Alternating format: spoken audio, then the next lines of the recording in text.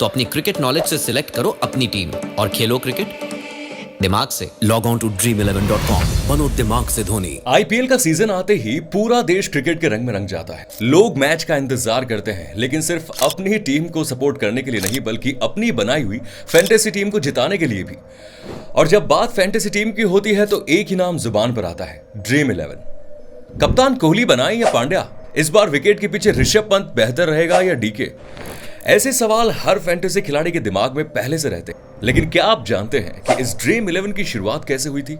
कैसे एक स्टार्टअप बना भारत का पहला फैंटेसी स्पोर्ट्स यूनिकॉर्न, एक ऐसा प्लेटफॉर्म जिसके 23 करोड़ से भी ज्यादा यूजर्स हैं और जिसकी सालाना कमाई है 6000 करोड़ रुपए से भी ज्यादा। आज की कहानी उसी ड्रीम 11 की है, जहां शुरुआत हुई थी एक छोटे से आइडिया से और वो बना $1 बिलियन का सपना।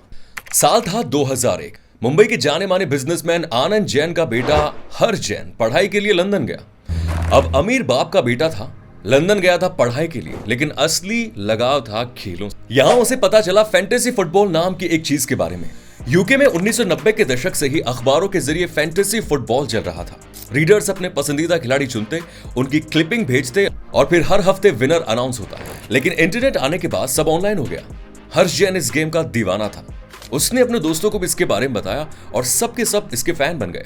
फिर हर्ष गया अमेरिका, जहां उसने माइक्रोसॉफ्ट में इंटर्नशिप की। अब वो समझ चुका था कि ये जो खेल है ना, ये सिर्फ एक टाइम पास नहीं है, ये एक मौका है कुछ बड़ा करने का। साल आया 2008। इंडिया में शुरू हुआ आईपीएल, क्रिकेट का नया अवतार। हर शहर की अपनी टीम, नए नए प्लेयर्स और जबरदस्त एंटरटेनमेंट। हर्ष जैन ने एक चीज नोटिस करी कि इंडिया में लोग सिर्फ क्रिकेट खेलते नहीं है, क्रिकेट को जीते हैं, उसे महसूस करते हैं, बहस करते हैं, लड़ते हैं, फिर चाहे वो मोहाली में बैठा हो या मदुरई में। और वहीं से हर्ष के दिमाग में आइडिया आया ड्रीम 11 का।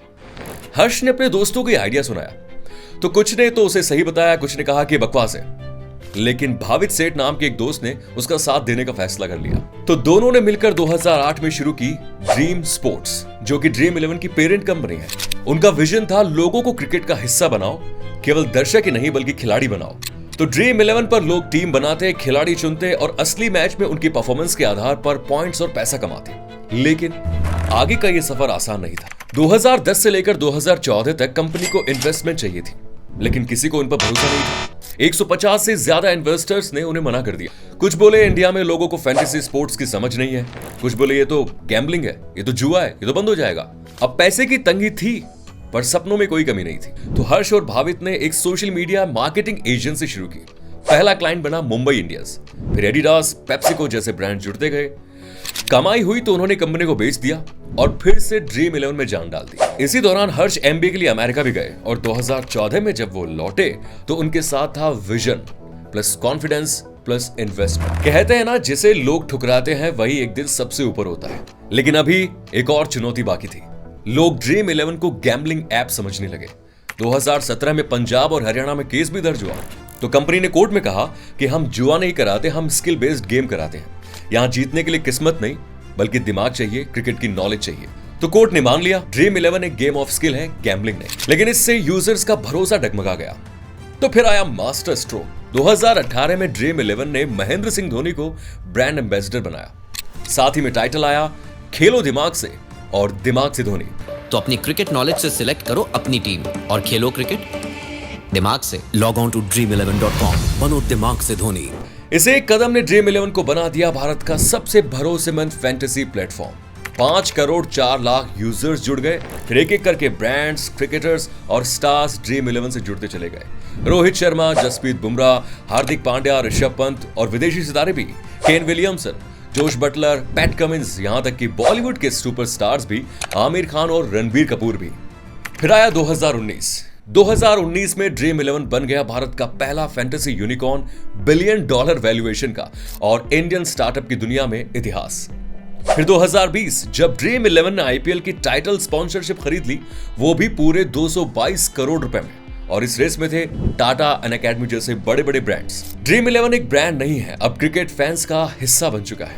आज ड्रीम 11 पर 11 से ज्यादा स्पोर्ट्स जुड़े हुए हैं। क्रिकेट, फुटबॉल, कबड्डी, बास्केटबॉल और भी बहुत सारे।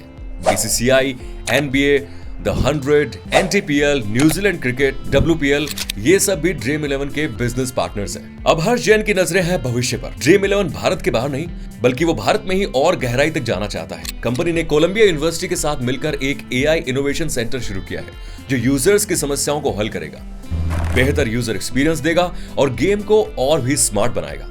मतलब अब टीम बनाते वक्त AI आपकी हेल्प करेगा और शायद आपकी जीत की संभावना भी बढ़ा दे। आज ड्रीम 11 एक ऐप नहीं है, एक आइडिया है जो साबित करता है कि अगर सपना बड़ा हो तो ठुकराने वालों की गिनती नहीं, बस साथ देने वाले की जरूरत होती है।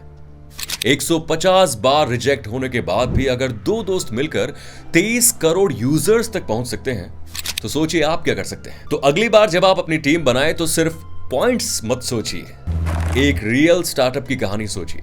ड्रीम 11, जहां खेलता है भारत अपने दिमाग से। दोस्तों, अगर ये वीडियो पसंद आए तो लाइक करें, शेयर करें, चैनल को सब्सक्राइब जरूर करें। मिलते हैं अगली वीडियो में एक और स्टार्टअप सागा के साथ।